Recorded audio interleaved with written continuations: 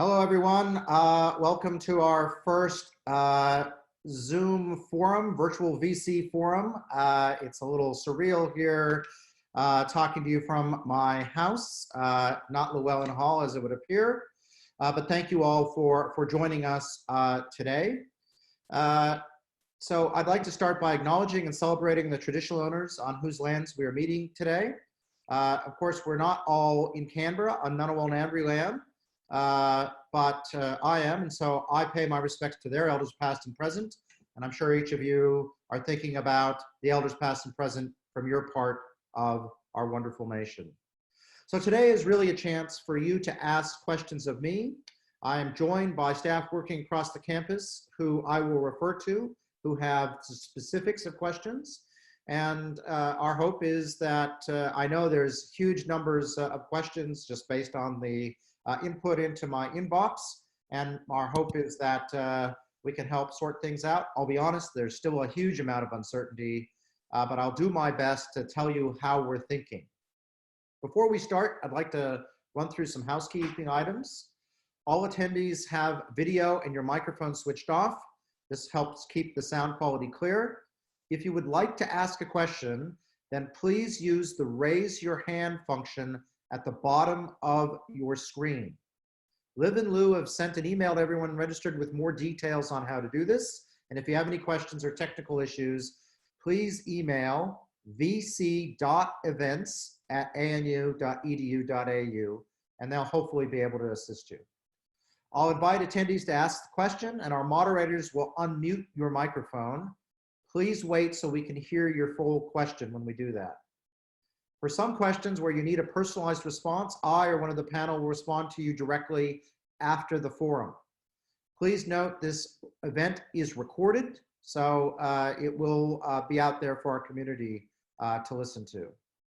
Now, I realize this is a challenging time for everyone, and as I said, there are things I just simply won't have answers for yet. I will take some questions on notice as always, in case we don't know the answers to them.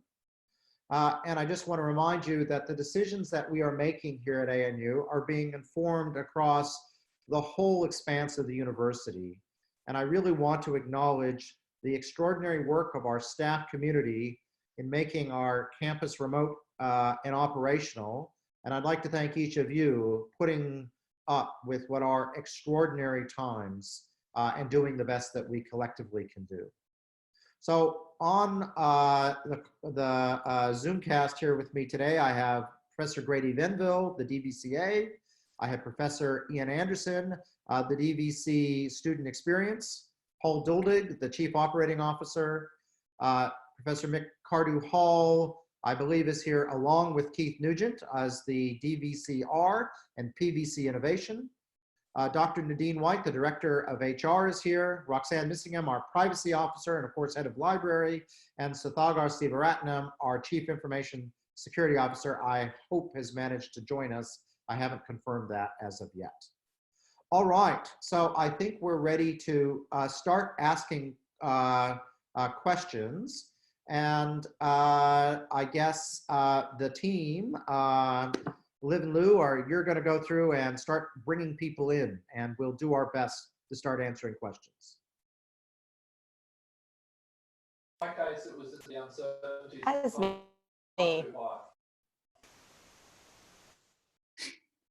How are we doing, guys? It looks like Asmi has a question. Can you talk, Asmi? Hi everybody. I think people are struggling to get into the link because it's so long. It cuts off at the end when you try and copy and paste it onto a website. So I don't know whether people are being. So we have 400 plus people in ASME. Oh, so fantastic. Okay, no worries. Yep, no worries. Great, thanks. Okay, thank you. That's an easy question. Brian, can you see the list of people raising their hands? Do you want to run through when you see it, and we'll unmute them as we go? Okay, so I will do that. Let's start with Sophie Baker.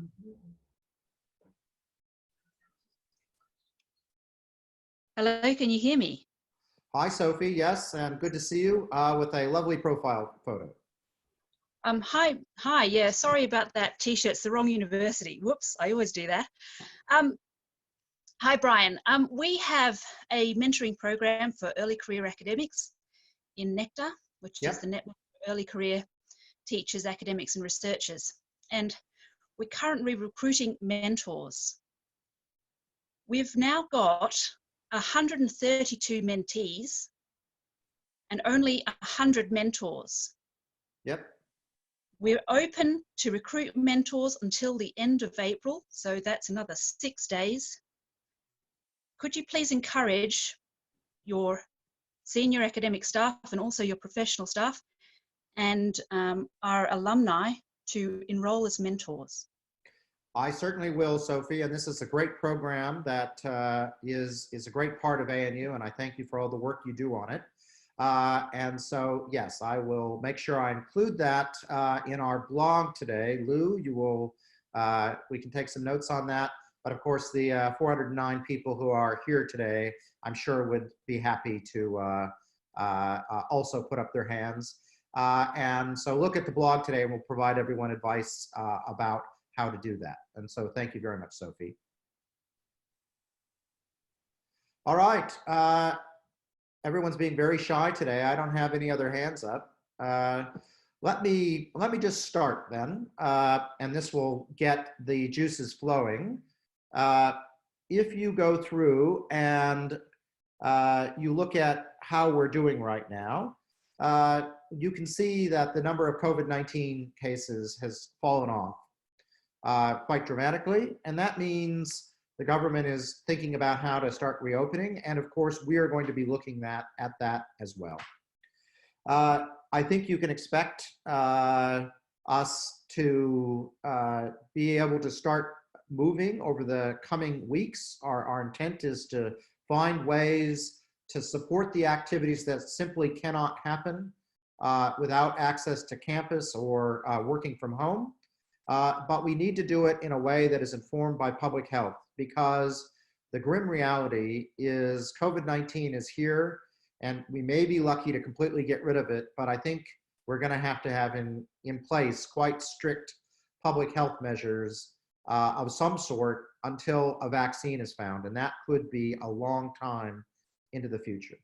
But we are working very hard as the executive through our what we call the CIMT to start charting a way home, so a way back to campus.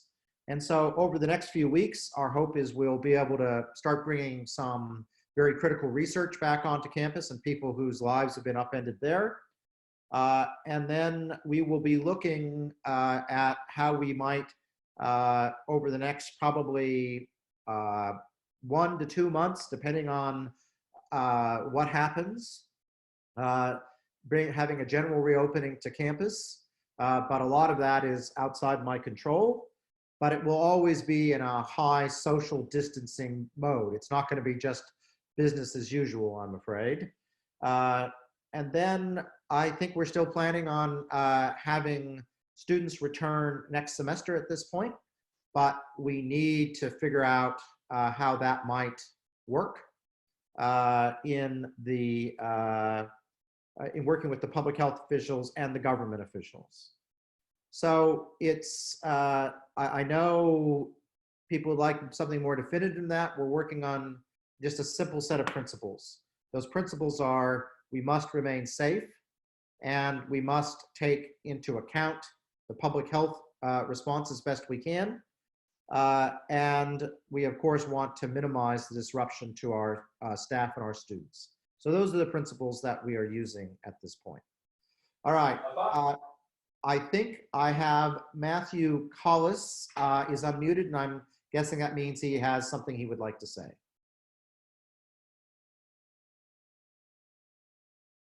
Matthew? Hi, Brian. I actually submitted some questions on the Q&A thing, so I didn't really need to speak to them, but I guess I'll ask the first one right now, which is, what are your broad priorities for restart activities on the ANU campus? How are you thinking of balancing research, teaching, revenue raising, and so on? Right. Well, I think right now, if we look at the government advice we have, we still have in place a requirement that we should not be undertaking activities on campus that cannot be done off campus. That is the basic directive. We also have a no face-to-face activities by more than one person at a time, and a four square meter restriction. So we are really looking at in the next week at critical milestones that people have on our campus to meet, where there's going to be real damage done in the short term, and bringing them back as best we can. And then we are going to be looking at bringing in the range of activities that simply cannot be done at home, because the people affected by those are, of course, really being detrimentally affected. But we're going to have to do it within those public health restrictions. And it may be that we have to, have people run in shifts. We have to, remembering that it's not just the people doing the research, there's a whole infrastructure of other people who have to safely support the efforts. And so that is something that Keith and his team are working on. And if it's all right, I might hand over to Keith Nugent, the DVCR, to talk about how he's thinking about this. Thank you, Brian. Hopefully everybody can hear me. Yeah, so we there is a call did go out through Dean's yesterday, I think it was, to look for proposals to begin the restarting of research activities across campus, beginning as soon as possible. And as Brian said, that's currently restricted to, in addition to the criteria we've currently applied, to include work where there are critical milestones to be met, and where we need to start thinking about research infrastructure where there is a big impact across a number of activities. So that's the first stage, and we're hoping to make decisions around that over the weekend. And we've called, as I said, called for proposals about where those critical things can be, we can make those critical interventions essentially. From then on, we are working towards thinking through what the protocols will need to be to restart what the research looks like, and what the trigger points will be, where we can start to bring in additional areas of research that can be done safely, that can't be done off campus, and that can be done in line with the protocols that Brian has talked about. So that is a process that we're working through very carefully, and hopefully we'll get some really concrete steps and a good idea of what that sort of work looks like and how we'll manage it through next week, and we'll proceed on from there. So I think that's a reasonable summary of where we are, but happy to take further questions. So in summary, we're being safe, but we are trying to move at speed to normalize things as fast as is consistent with the public health advice that we are getting both from our own people and from government. I'd like to have Tom Opie come in, and I will allow you, yep, you've been allowed to talk. Go for it, Tom. Beautiful. Thanks so much, Brian. My name is Tom. Hello. I'm a student here as well. I'm also part of the Student Central team. I am on program leave this semester, which is good and bad thing. I enjoy studying, but nonetheless, all the situation that has happened here. I suppose my question is directed, towards you, Brian, but also Grady as well. In regards to the use of Proctorio, it's one of the most high-profile matters at the university at the moment. I suppose the question that I have for it is, out of the other group of 8 universities that are here, or that exist in Australia, one other university, I believe it's University of Sydney, is using a similar software, and Monash University is developing their own proctoring software. So I suppose my question is, why has the ANU continued to use this software despite what seems to be no usage from other GO8 universities? I suppose, what's the rationale and reasoning behind ANU continuing to use such software? Yeah, okay, thank you, Tom. It's certainly been a interesting thing to watch. So the reason, and I'll let Grady talk a little bit more about it, but so other universities are doing other things which we think are potentially more invasive and less effective. So everyone is doing things, and the question is, what is the safest, best thing for us to do? Noting we haven't used it yet, we have started to integrate it because it takes a bit of time. And the assessments that we have done, and I think we have Roxanne here, and I'm not sure, I'll see if Sathagar is here. I don't think we have Sathagar on. We have gone through a huge amount of due diligence. We're continuing to answer and ask questions, and as transparently as we can. And the reason we're persisting is because we actually think it is the best thing we have for certain type of exam conditions for our students and for our staff. And as I say, as a matter of how we think about this, we continually take input, we ask questions, and we'll continue to do that. And if something were to come up that we hadn't thought about, that we're deeply concerned about, we would, of course, act upon it. And I think Grady talked a fair bit about this in her op-ed, but I will hand over to Grady to give her take. Thanks, Brian, and we're enormously grateful to students and to staff for providing all the feedback that we've received, and I'm incredibly grateful to Roxanne and to Suthagar for all the work that they've done. Suthagar's been on the phone to Proctorio just to check up on all of his understanding and facts about it, and we're very confident this is a great solution to the challenge of enabling students to continue and to complete their assessments for their courses this semester.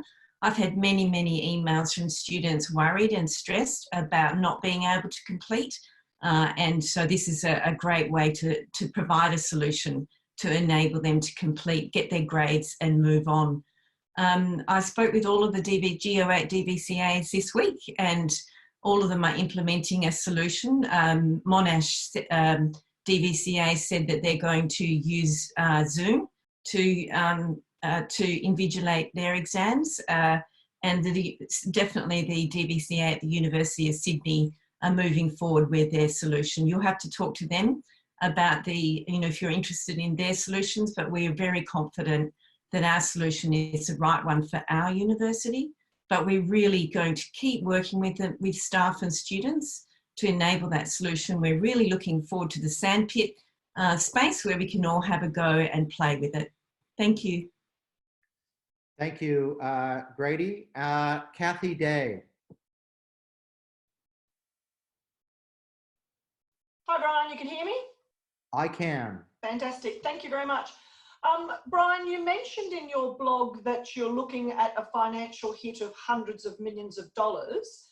And we hear, of course, with the other universities across Australia, some of them are really in struggle town financially.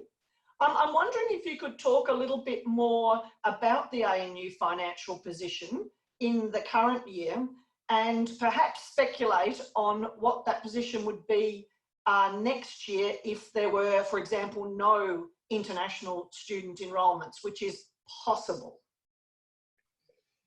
All right, so I have Paul Duldig who can talk about some of the details. So the university had a very strong balance sheet. And then one of the reasons that the ANU has a stronger balance sheet than most other universities is because we did not expand rapidly in our hiring of staff, despite the very large increase in the number of international students especially. And we've also, relative to some of our peers, raised income from things other than international students, both that have been, it turns out, very useful in 2020. That being said, no institution can expect to operate well if it loses, 30, 40% of its income. Now, I think right now we have done extremely well. As you know, our university went in and under Grady's efforts and everyone else's, we were very cognizant straight up of keeping people connected to the university, our students. And so I think Grady has just told me that at this point, 94% of our students are still engaged with the university compared to what we started with at the beginning of the year. That is outstanding. And that is testament of how well we have done as a university. But I will also warn you that our census date is coming up for our domestic students in May, and that our international students can essentially withdraw without penalty, those are affected by COVID-19, until very into June. So while things are good now, I think it is pretty clear there will be a diminution, which is not insubstantial. I think the big concern we have is semester 2, but even more 2021. Now, semester 2, we're going to be interesting to see how able we are to enroll students internationally, because showing up to a online only university as your starting point is not something that we have clear oversight of what it's going to look like. It's not just us, it's the entire world. So there's a huge amount of uncertainty there. How many students continue to persevere depends a lot about how well we do. And so if I have one thing to the 428 people online, is each of us needs to be teaching like our jobs depend on it, because they do. And we really need to be concentrating in teaching and supporting our students, giving them the best possible ANU experience in this time of absolute crisis, because it's hard on them as it's hard on us as well. So I can't easily predict the future.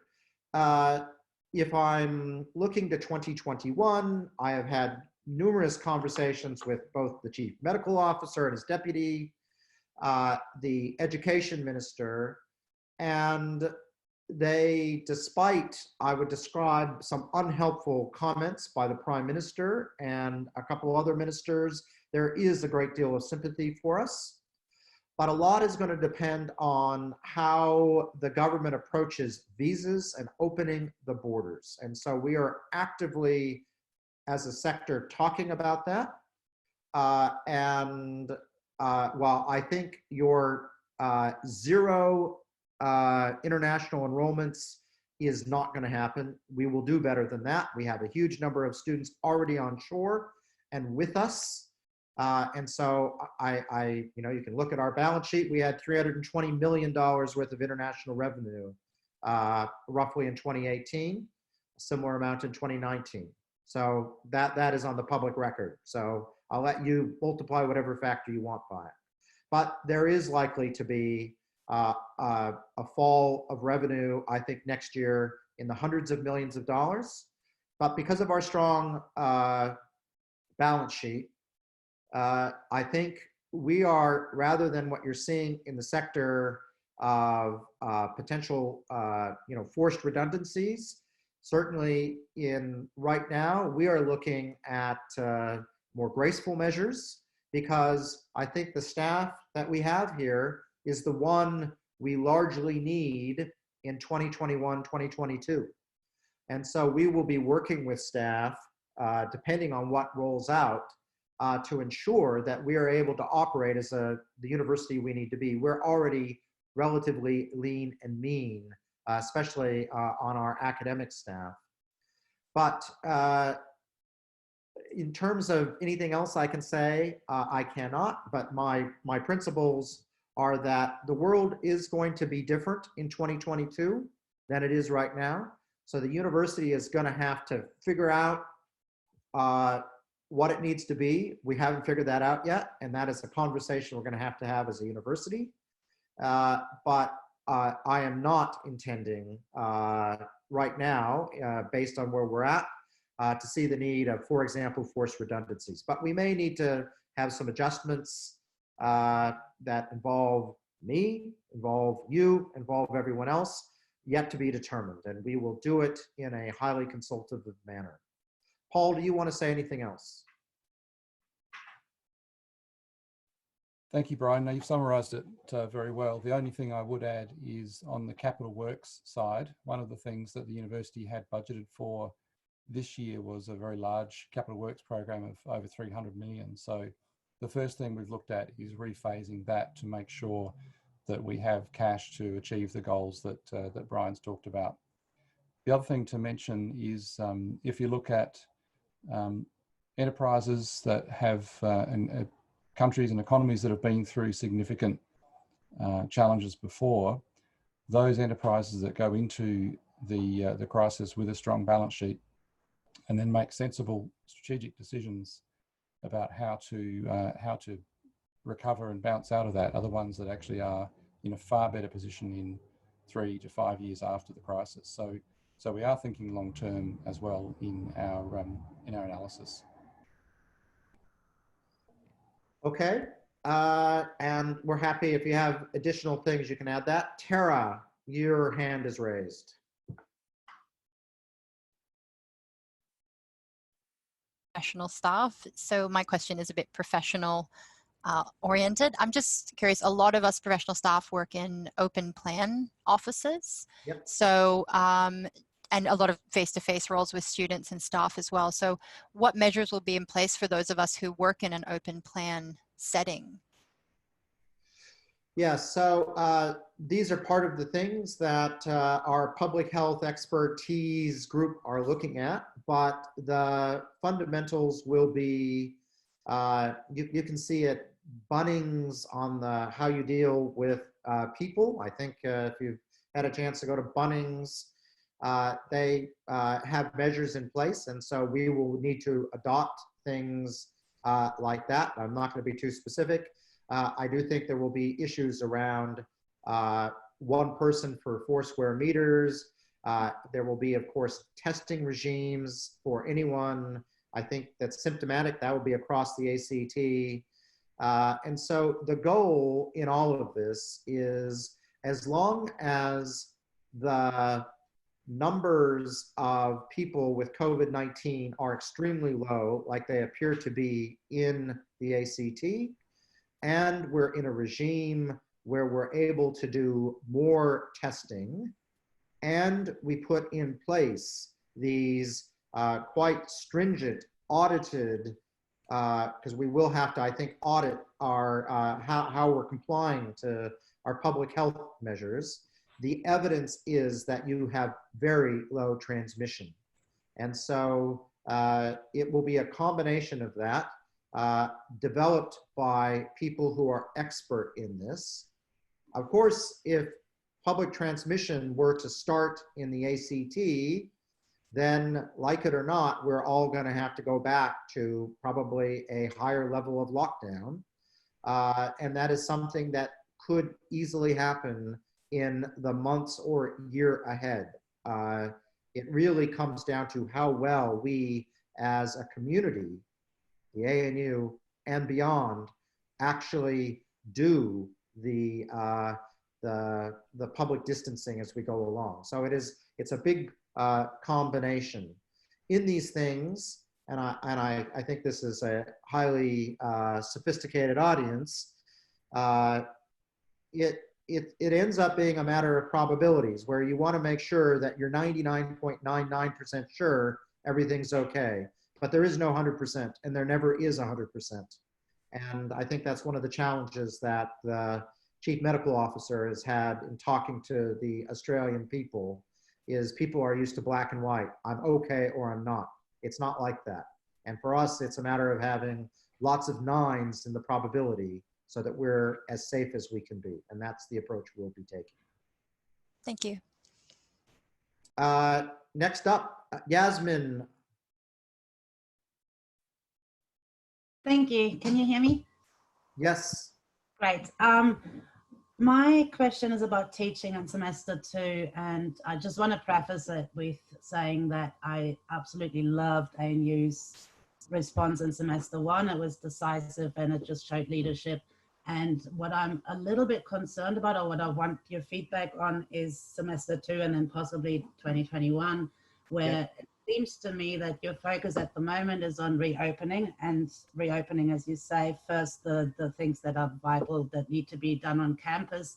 And that's great. I don't have an issue with that. But what I'm worried about is the decisiveness about the teaching that doesn't need to be on campus. So my main concern is, and it comes both from students asking me questions already about courses to be taught next year, as well as staff, that we might end up in a scenario where we do both on campus and online teaching, which of course is a double of workload. So I'm just wondering whether there can be equal decisiveness where we just say, for, you know, health reasons, which are very clear, these courses will be online only, and these courses might be mixed, and these courses will be on campus, or something like along those lines.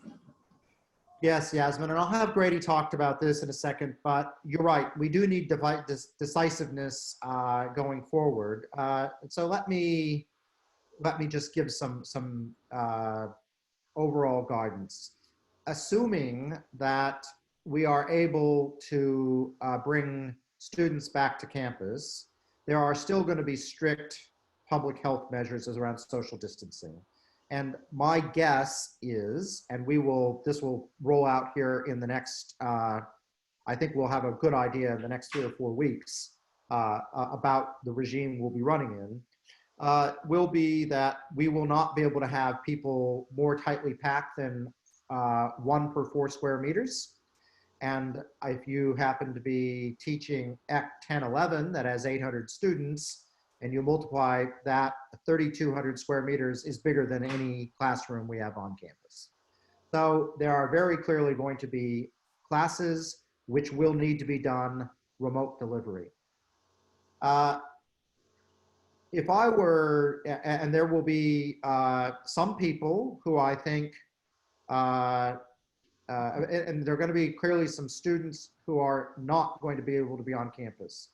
So the remote learning aspect that we had earlier in the year, I think it's going to need to continue. All right, so what does that mean? Well, imagine I was teaching my cosmology class, which has 22 people in it. I will have developed this online component of how to teach.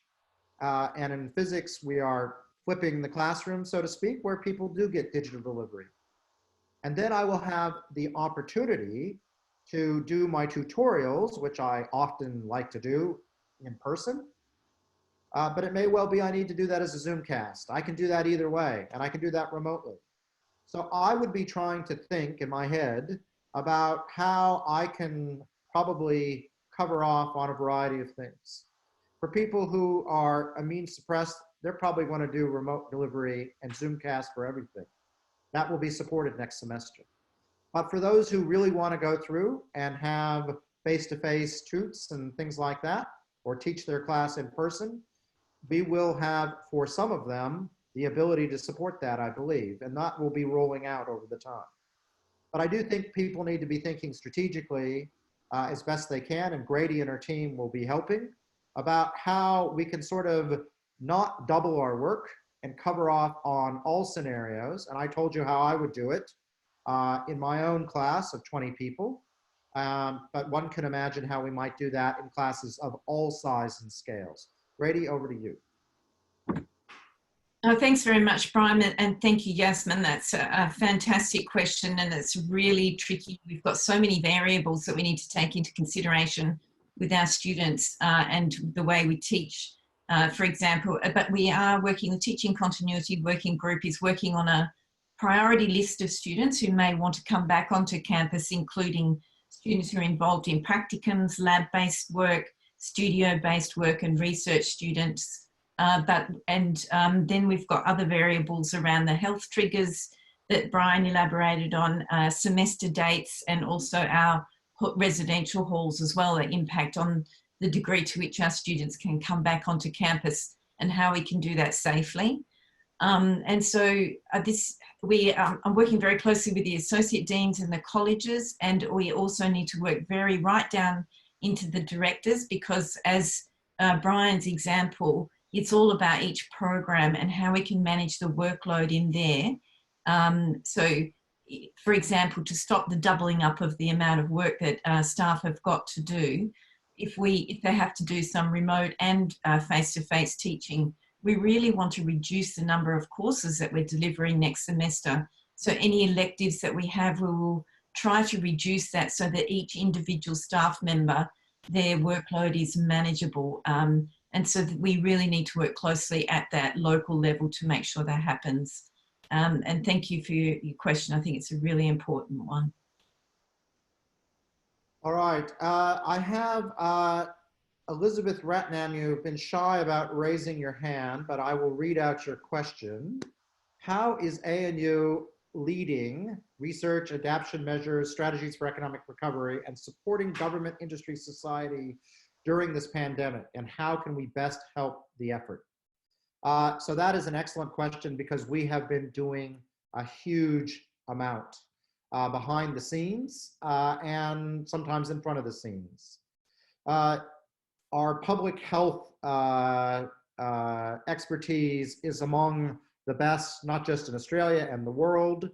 And we have had, so for example, Paul Kelly and Brendan Murphy are both honorary professors at ANU, and a large number of our staff have been seconded one way or another into the efforts there in health, but also people have been seconded into all sorts of government offices. And so we have been working with the Australian federal government to ensure that those things continue.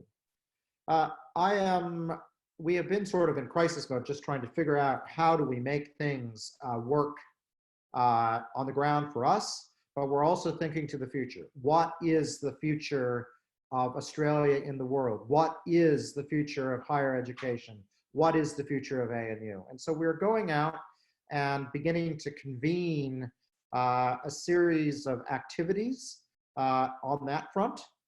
And so over the next weeks and months, you're gonna see a number of activities which will allow ANU academics, hopefully, to participate in the conversations about these big questions.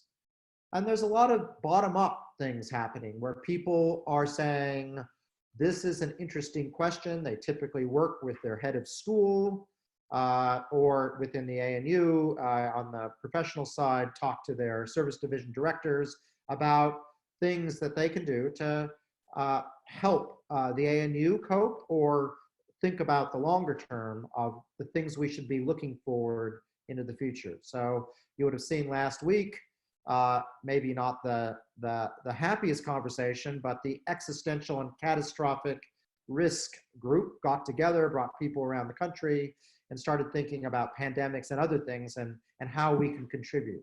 The Climate Change Institute has been thinking about what we should be doing in this time to deal with this next huge issue for humanity. We have the bushfire work continuing. We have engineering contributing to help.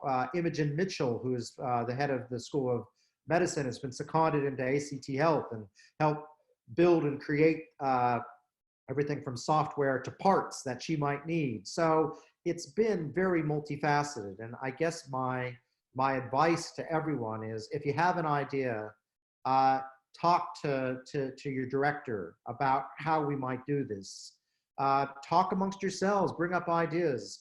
We are a creative organization, and bottom-up ideas are always better than the top-down ones. So the top-down ones we do to provide a little bit of structure, but the bottom-up ideas are really, really important. So I really encourage us to think about that. We're going to be thinking about what should the future of the research establishment of Australia look like. And that's something that I'll be leading. but it will involve the rest of the university, CSIRO, industry is our expecting, because the one thing is that the way that we've been doing research and education as a nation is going to be broken after COVID-19. And we're going to have to, we can try to patch it. That's the easy, but what we really need to do is rethink it. And the people at ANU, some of the most public policy savvy people, are the people to contribute to that. So that's just the tip of the iceberg. Rachel Ball has a question.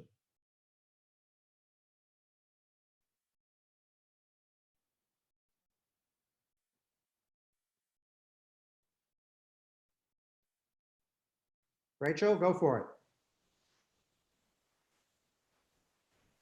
Hi, Brian, it's Lou. Rachel appears to be having some technical difficulties, but she sent me her question. Okay. So her question is, thanks, Brian. Many professional staff could work in closed buildings. Given what you've said, do we need to wait for the government to lift restrictions before we can consider this as an option?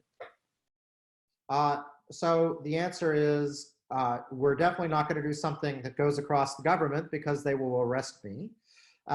We are working with our public health officials, ours and the government's, to design a safe environment for people to come back and work. But it's, as I described earlier, it has to be safe, and it's going to have a lot of public health protocols. And our experience with our residences is you need to audit and make sure that people are actually following them, because it's easy to get lax and not do it. But once you actually have people out policing things nicely, people end up being pretty good in the end. And so we're going to learn from those things, but we cannot act unilaterally.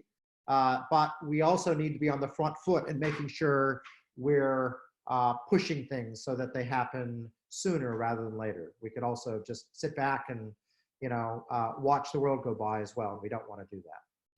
Timo Hinkle has a question. Hi, Brian and everyone else. I just briefly wanted to expand on the previous question about the budget, and I guess in particular about the possible consequences for staffing. I think the ANU has done extremely well, and as what you were saying before about trying to keep everyone connected, trying to keep the community cohesive and so on, and then not standing down staff members. But going forward, given the budgetary hit that the ANU is taking, what does it mean, say, for example, for those staff who are on a contract that was going to end at the end of this year? Should they, you know, under normal circumstances, that may have been extended, and that's what that's how they would plan. Should they now assume that those contracts are not going to be renewed, and they should be looking for jobs elsewhere? Or, I mean, I know it's probably a difficult question for you to answer, but how should staff basically plan going forward, and what kind of expectations should they have? All right, so those are really hard questions, and I'm not going to be able to give an answer that would make anyone have comfort, because I don't know. But let me talk about the principles. This is a tough time the world over. We have a lot of people who are in critical parts of their academic career, early career researchers, and as a fundamental viewpoint, ANU wants to support people in a way that makes this disruption as little as possible. I think the government, and I've been talking to the government specifically on these issues, and I think the government is trying to scratch its head, because we can ill afford the huge loss of research capacity. And it may well be that government can come in and help us, but they haven't made a decision on that. So we need to, I think, and again, the DVCR and Keith will be working with the heads of schools, academics, to first understand the scale and nature of the people affected. And then we're going to be trying to work out solutions for them. But in terms of paying people's salary now, and then just add another year's salary, the university's resources are not sufficient to just do that, if I'm honest, for everyone who's been affected. So we're going to have to figure out a way to pay for this support. And that's going to take time to design and define, and I think necessarily will be uncertain. But I will say it is a priority, and we will be looking at all sorts of ways that we can make sure that people have the minimal disruption. But I'm afraid that every university from Harvard down to UC locally is facing similar issues. And I don't have a magic bullet, but what I can say is we're thinking about it, we will do our best, and it is a high priority for the university. Appreciate it, thank you. Sophie Baker goes in for the second question. Hi, Brian. Following on from my last from the last question that was just asked, what about the early career academics who are here from overseas? They might be on fragile visas and their contracts might end during this shutdown. They might not be able to get support. They might not be able to go home. Yep, so Nadine White is here. And so there's a few things I can say is, again, we have one of the best immigration lawyer consultants to help us on this. I will call Peter Dutton personally if people start getting affected, and he has more sympathy than you might expect based on his public persona on these matters. We are doing a number of activities to make sure that we are not going to leave people in a terrible state. I can't say it's going to be perfect business as usual, but this is a high priority. Nadine, maybe you can chime in just a little bit. Sure. Thanks, Brian. Sophie, it's a really important question, and it's something that we are incredibly concerned about for staff members, but also for students. So we are the coordinating university on behalf of Universities Australia and working with Ian Anderson's Group for Students to gather some legal advice from a specialist visa immigration lawyer about how we might be able to respond to those particular circumstances. And Ian's team and my team are coordinating an effort to map all of the visa arrangements that are coming up that are due to expire soon, so that we can put in place a plan with those specific individuals. So if there is a staff member or student who is concerned about their visa situation and coming towards the end of a program of study or period of employment, I would encourage them in the meantime to contact the community wellbeing team. The email's all over the website, and we will support that staff member or student with whatever we can do for them, including access to that specialist advice. We've actioned a couple of those already, and we're very happy to help. As Brian said, this isn't a perfect situation right now, and there aren't always perfect solutions, but we're doing the best that we can to support those staff members and students in this difficult time. But I just want to make it clear that this is a place I personally intervene to make sure when bad things happen on this front, I will personally intervene. And thus far, it's been surprisingly, the government has been surprisingly, oh, we don't want that to happen. So it's not maybe as bad and dire potentially as it looks. Hazel Lim has a question.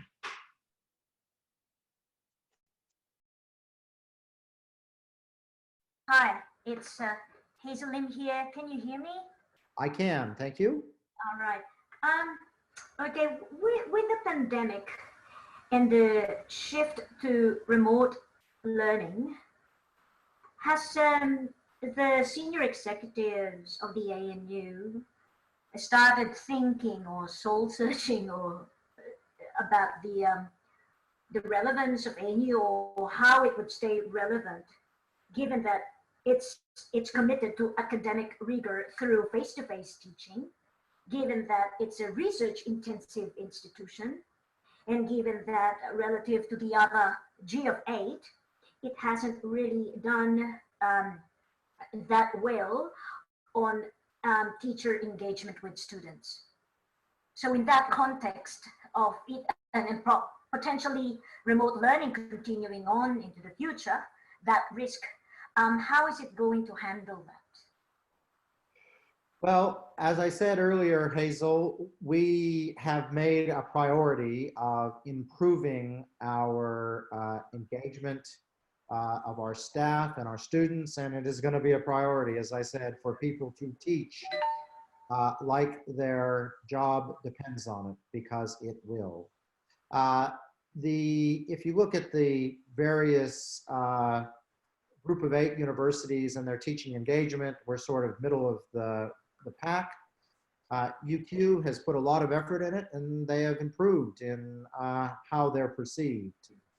We have much better staff to student ratios. We have some other great things we can do, but it's going to have to be a priority.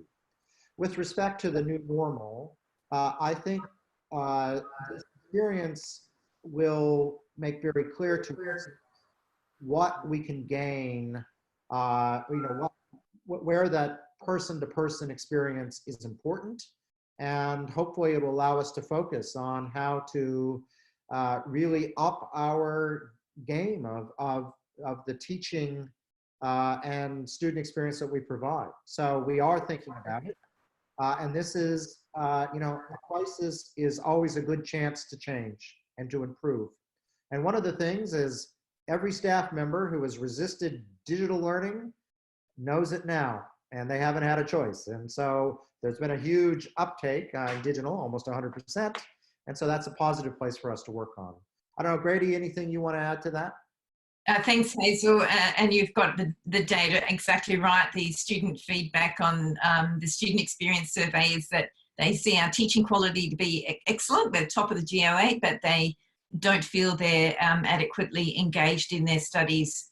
And we have an interactive learning project, but that has been put on hold at the moment because everybody's been there supporting our staff go to remote teaching. And we think that, the engagement across the university in their teaching is so exciting, and it's an opportunity for us to really improve that interaction between our amazing staff, who are fantastic researchers, and the incredibly clever students who want to engage with those staff. So any ideas you have, please come and talk to me. We're really keen to, to really be the best university in terms of student engagement and teaching quality. So thank you. I'm going to go to Matt, who wanted to flag an issue, which is that he's concerned that students who have been isolated in our residence halls are struggling with the isolation they experience due to the small personal space and lacks of connection with other friends and family.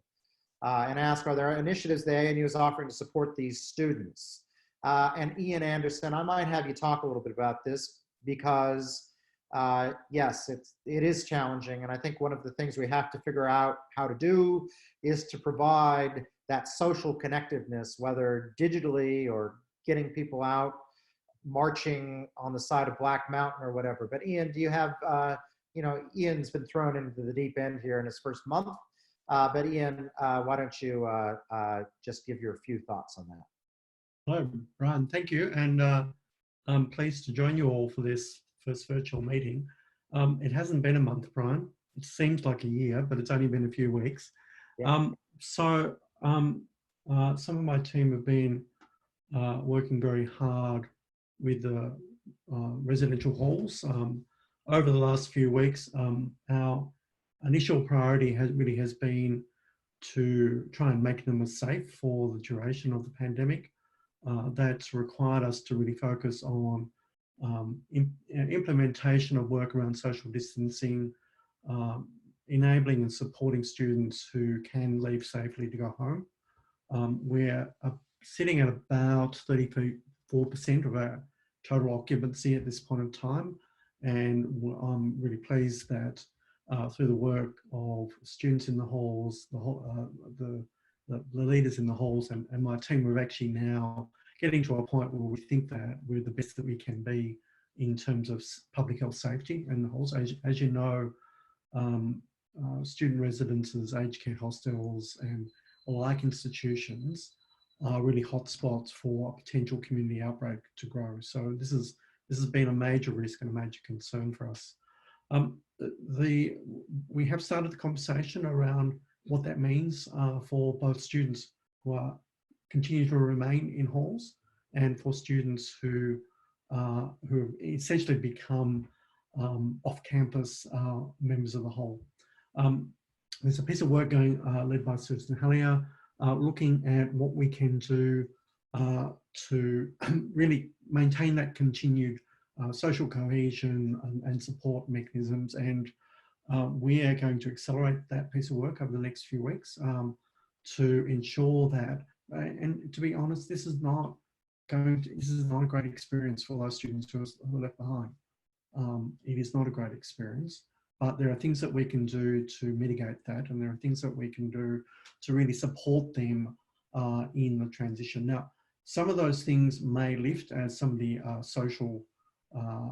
as some of the kind of public health restrictions lift, as we think they might in the next few weeks, but we still need to kind of maintain a baseline of social distancing for the duration of the pandemic. So this is not an easy experience. I'm very concerned that we do our utmost here to using whatever method we can, be it online or other methods, to ensure that we're supporting our students in our residential community.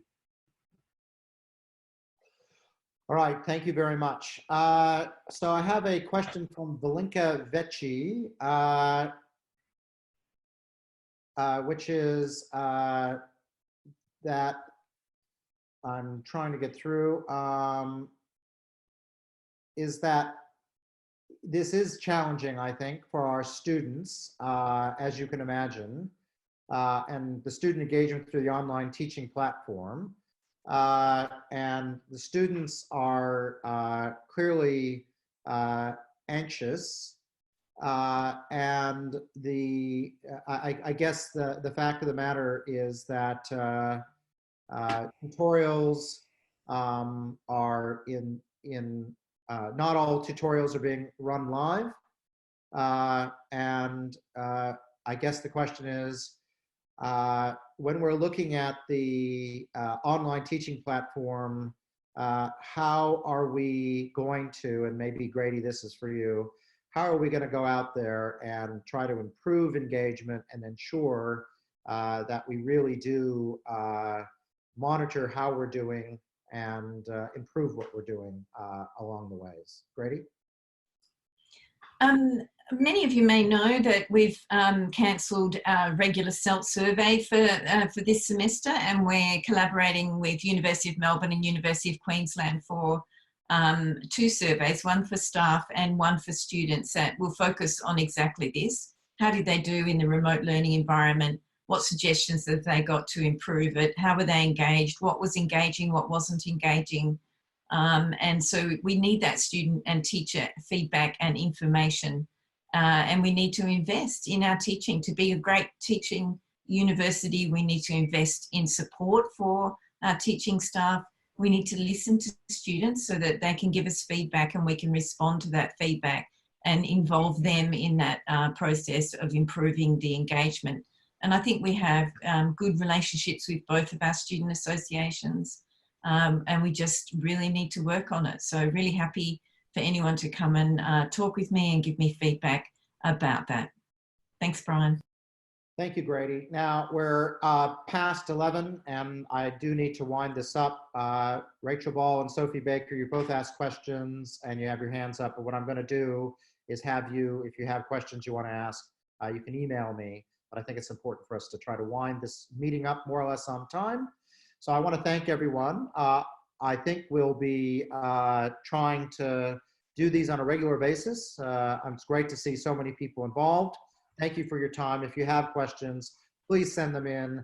Community well-being is a great place to perhaps put a lot of your questions in, but of course, putting them into the VC's account, we try to deal with them as best we can.